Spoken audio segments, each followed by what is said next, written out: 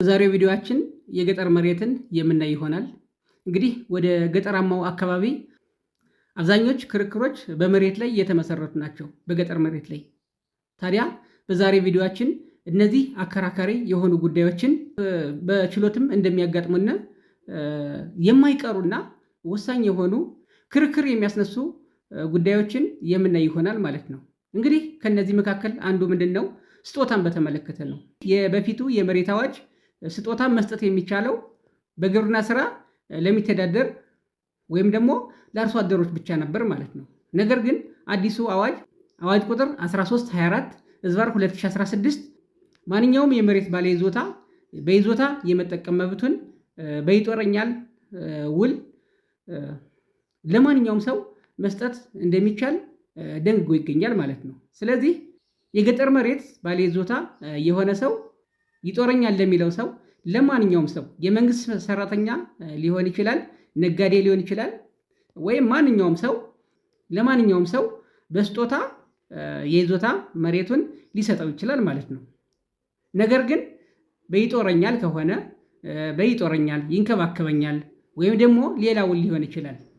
ውል ገብቶ የይዞታ መሬቱን ከሰጠው በኋላ ስጦታ ተቀባዩ ውሉን አፍርሶ መንከባከቡን ወይም ደግሞ መጦሩን ካቆመ የስጦታ ውሉ እንዲፈርስለት መጠየቅ ይችላል ማለት ነው።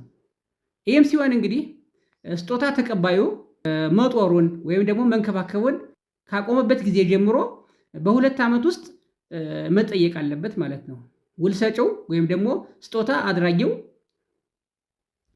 እንክብካቤው ከቀረበት ወይም ደግሞ ውሉ ከፈረሰበት ጊዜ አንስቶ በ2 ዓመት ጊዜ ውስጥ የስጦታ ውሉ እንዲፈርስለት ካልጠየቀ በ2 ዓመት ይርጋ ይታገድበታል ማለት ነው። ይህም እንግዲህ በዚህ አዋጅ በአንቀጽ 11 ላይ በግልጽ ተደንግጎ ይገኛል ማለት ነው።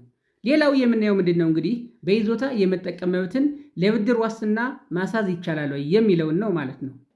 አዲስ አዋጅ እንግዲህ ማንኛውም የገጠር መሬት ባለይዞታ የሆነ ሰው በይዞታ የመጠቀም መብቱን ለፋይናንስ ተቋማት በብድር ዋስትና ማሳዝ እንደሚቻል ደንግጎ ይገኛል ማለት ነው። ስለዚህ የገጠር መሬት ባለይዞታ የሆነ ሰው በይዞታ የመጠቀም መብቱን በዋስትና በማስያዝ ገንዘብ ሊበደርበት እንደሚችል ልናውቅ ይገባል ማለት ነው። ለሱም ብቻም ሳይሆን ለሌላ ሰው ማሳዣነት ማድረግ ይችላል ማለት ነው። ለሌላም ሰው እንዲሁ በይዞታ የመጠቀም መብቱን በዋስትና በማስያዝ ሌላ ሰው ገንዘብ እንዲበደርበት ሊያደርግ ይችላል ማለት ነው። እንዲህም ሲሆን እንግዲህ እነዚህ የፋይናንስ ተቋማቶች ወይም አበዳሪው ምን ያደርጋል?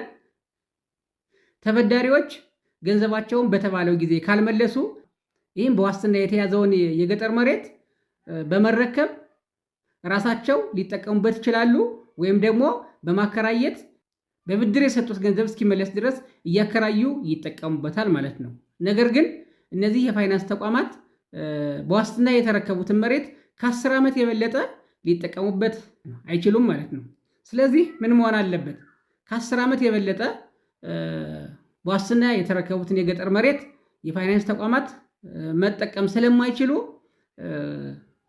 ገንዘብ ሲያበድሩ የመሬቱን የምርት የማምረት አቅም ግምት ውስጥ አስገብተው ማበደር አለባቸው ማለት ነው። ይህም እንግዲህ በዚህ አዋጅ በአንቀጽ 15 ላይ ተደንግጎ ይገኛል ማለት ነው። ሌላው የምናየው የይዞታ ማረጋገጫ የምስክር ወረቀት ውጤቱ እስከምን ድረስ ነው የሚለውን ስናይ እንግዲህ የይዞታ ማረጋገጫ የምስክር ወረቀት ያለው ሰው እንግዲህ በጣም አስተማማኝ የሆነና በማንኛውም ተቃራኒ ማስረጃ በማቅረብ ውድቅ ማድረግ አይቻልም ማለት ነው። ስለዚህ የይዞታ ማረጋገጫ የምስክር ወረቀት ያለው አርሶ አደር እጅግ አስተማማኝ የሆነና ዳኞችም ደግሞ የይዞታ የማረጋገጫ የምስክር ወረቀት እያለ ቅድሚያ ሌሎችን ማስረጃዎች በማየት ውሳኔ መስጠት እንደማይችሉ በዚህ አዋጅ አንቀጽ 52 ላይ ተደንግጎ ይገኛል ማለት ነው። ነገር ግን የይዞታ ማረጋገጫ የምስክር ወረቀት መቃወሚያ ሊቀርብባቸው የሚችሉት በሁለት አይነት ነገሮች ብቻ ነው ማለት ነው።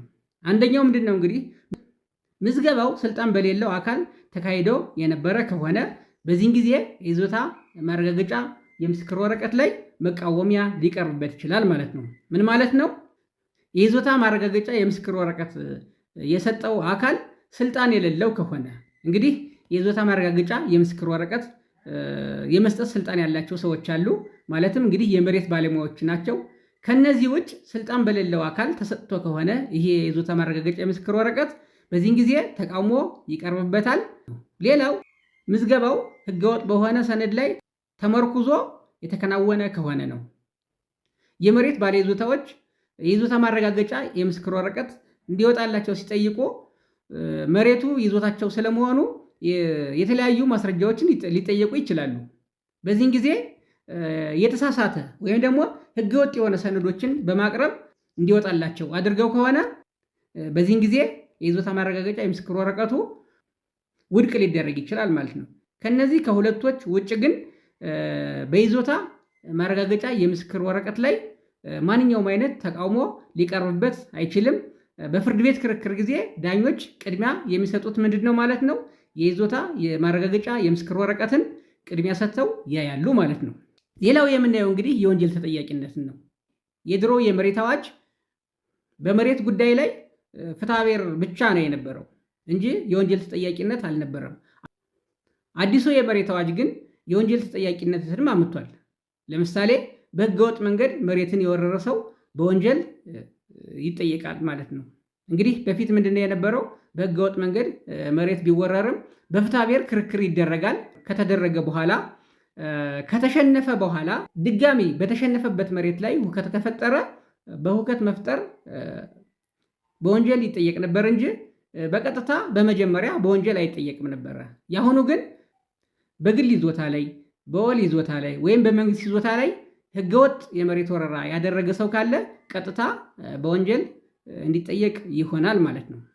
ሌላው በእነዚህ ይዞታዎች ላይ እንግዲህ ይዞታዎች የግል ይዞታ አለ፣ የወል ይዞታ አለ፣ የመንግስት ይዞታ አለ። በእነዚህ ይዞታዎች ላይ ጉዳት ያደረሰ በገጠር መሬት ላይ ጉዳት ያደረሰ ሰው ካለ አሁንም በወንጀል ይጠየቃል ማለት ነው። ሌላው ባልተፈቀደ ቦታ ላይ ግንባታ ይገነባ ወይም ደግሞ ባልተፈቀደ ቦታ ላይ ግንባታ እንዲገነባ ፍቃድ የሰጠ ሰው ካለ ይህም ደግሞ በወንጀል ይጠየቃል ማለት ነው። ሌላው ከመሬት አጠቃቀም እቅድ ውጭ ይዞታውን ጥቅም ላይ ያዋለ ካለ እንግዲህ የመሬት አስተዳደር እቅድ አለው። ይህን እቅድ በመቃረን መሬቱን ላልተፈቀደ ከእቅድ ውጭ የሚያውል ባለይዞታ ካለ በወንጀል እንደሚጠየቅ ይሄ አዋጅ በግልጽ አስቀምጦት ይገኛል ማለት ነው። ሌላው ሐሰተኛ የይዞታ ማስረጃ ያቀረበ ባለይዞታ ወይም ደግሞ ማስረጃ የሰወረ ወይም የተሳሳተ ማስረጃ የሰጠ ባለሙያ በወንጀል እንደሚጠየቅ ይሄ አዋጅ ይደነግጋል ማለት ነው። ስለዚህ ማንኛውም አካል ፍርድ ቤት ሊሆን ይችላል ወይም ሌላ ስልጣን ያለው አካል ማስረጃ ሲጠይቅ እነዚህ ማስረጃዎች የሰወረ ወይም ደግሞ የተሳሳተ ማስረጃ የሰጠ ባለሙያ በወንጀል እንደሚጠየቅ ልናውቅ ይገባል ማለት ነው። ሌላው የገጠር መሬትን የሸጠ ወይም የገዛ ሰው በወንጀል እንደሚጠየቅ ይሄው አዋጅ ደንግጓል ማለት ነው። የገጠር መሬትን እንግዲህ መሸጥ ወይም መግዛት እንደማይቻል በዚህ በአዋጁም ብቻ ሳይሆን በሕገ መንግስቱም የተቀመጠ ጉዳይ ነው። የገጠር መሬትን የሸጠ ወይም የገዛ በወንጀል ይጠየቃል ማለት ነው። ይህም እንግዲህ እስካሁን ያየናቸው በዚህ አዋጅ አንቀጽ 62 ላይ ተደንግገው ይገኛሉ ማለት ነው። የወንጀል ተጠያቂነትን በተመለከተ እስካሁን ያየናቸው ሙሉ በዚህ በአንቀጽ 62 ላይ ተደንግገው ይገኛሉ ማለት ነው። ሌላው የምናየው እንግዲህ ይርጋን ነው። የመንግስት ወይም የወል መሬትን በህገወጥ መንገድ የያዘ ሰው ይርጋን እንደ መቃወሚያ ማንሳት እንደማይችል ይህ አዋጅ አንቀጽ 64 ላይ በግልጽ ደንግጎት ይገኛል ማለት ነው። ስለዚህ የመንግስት ወይም የወል መሬትን በህገወጥ መንገድ ለብዙ ዓመት ያህል ቢይዘውም በይርጋ ሊታገድልኝ ይገባል በማለት ፍርድ ቤት ላይ ክርክር ቢያቀርብ ተቀባይነት የለውም ማለት ነው። ነገር ግን የግል ይዞታን ግን ይቻላል። የግል ይዞታን ግን በዚህው አንቀጽ ንዑስ አንቀጽ 2 ላይ የግል ይዞታን ግን 15 ዓመትና ከዛ በላይ የያዘ ሰው ካለ ይርጋን እንደ መቃወሚያ አንስቶ ሊከራከር ይችላል ማለት ነው። እንግዲህ ለዛሬ ያቀረብኩላችሁ የህግ ምክር ይህን ይመስላል። በሌላ ቪዲዮ እስከምንገናኝ ሰላም ሁኑ።